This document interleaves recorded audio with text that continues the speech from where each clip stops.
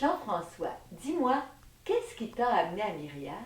Mais qu'est-ce qui t'a fait vouloir y demeurer pour toujours? C'est une bonne question, Dominique. Pourquoi est-ce que j'ai décidé de donner ma vie à Dieu en Myriam? C'est d'abord pour Dieu lui-même. Parce que j'ai fait l'expérience dans ma vie avant d'entrer à Myriam, dans le monde. J'avais tout ce qu'il fallait pour être heureux, en tout cas selon moi. J'avais une belle voiture, j'avais un bon travail, j'avais un bel appartement, un divan sectionnel, j'avais une copine aussi qui était extraordinaire. Mais tout ça, j'avais l'impression que c'était pas suffisant. J'ai pris conscience rapidement que mes désirs étaient insatiables. Ils ne pouvaient pas être comblés parce que le monde m'offrait. Alors j'ai compris, à travers tout un cheminement de discernement, que seul Dieu pouvait combler mes désirs insatiables. Et puis quand j'ai réalisé ça, ça a été une joie puis une libération aussi. Parce que ça m'a donné la force de me détacher de tout ce que j'avais dans le monde, de tout ce que je possédais, puis de tout ce qui en apparence me faisait vivre aussi. Et puis ça a été une grande joie, parce qu'enfin je répondais en fait à l'appel que Dieu me faisait de lui donner toute ma vie.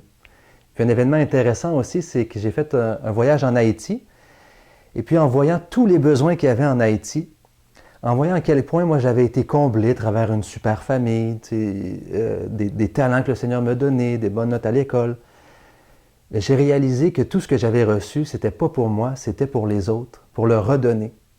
Alors, c'est devenu logique pour moi de donner ma vie, sacrifier 80 ans, pour après ça passer l'éternité avec Dieu parfaitement comblé. Puis si je pouvais en entraîner avec moi à ma suite au ciel, bien, j'étais vraiment gagnant. Alors, c'est pour ça que j'ai dit oui à Jésus, à lui donner ma vie. Et pourquoi j'y reste?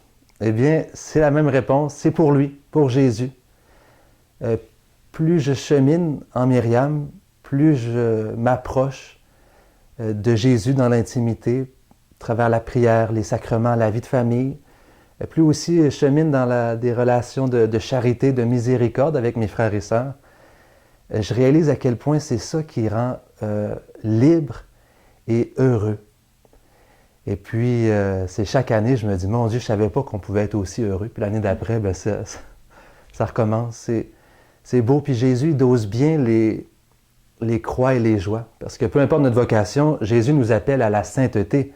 Alors, ça sous-entend tout un cheminement de purification. Mais il dose bien les croix et les joies.